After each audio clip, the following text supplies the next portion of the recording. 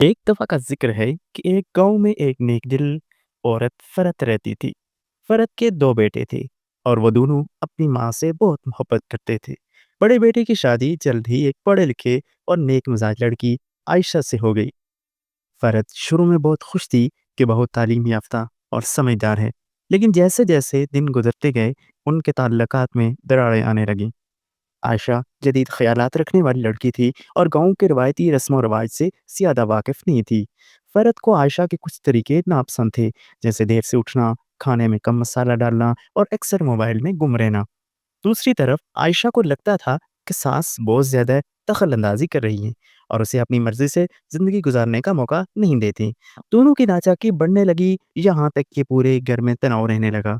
फ़रत को लगता था कि आयशा ने उसके बेटे को उससे दूर कर दिया है, जबकि आयशा समझती थी कि सास हर वक्त शिकायत करती रहती हैं।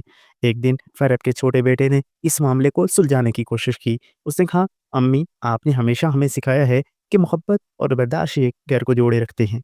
अगर आप और भाभी थोड़ी समझौता करें तो घर में सुकून हो सकता है। ये बात फरहत और आयशा दोनों के दिल को लगी। दोनों ने एक दूसरे को समझने की कोशिश की। फरहत ने आयशा को वक्त के साथ गाँव की रवायात सिखाई। आयशा ने भी अपनी जदीद ख्यालात के साथ सास को खुश करने के तरीके निकाले। वक्त के साथ दोनों के दरमियान रिश्ता मजबूत हो गया।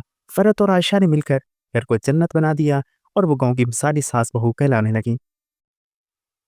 आप लोग भी बताएं कि मोहब्बत, बर्दाश्त और एक दूसरे की बात को समझने की कोशिश करने से क्या हर मसला हल हो सकता है या नहीं। कमेंट्स में अपनी राय का जरूर इजहार करें।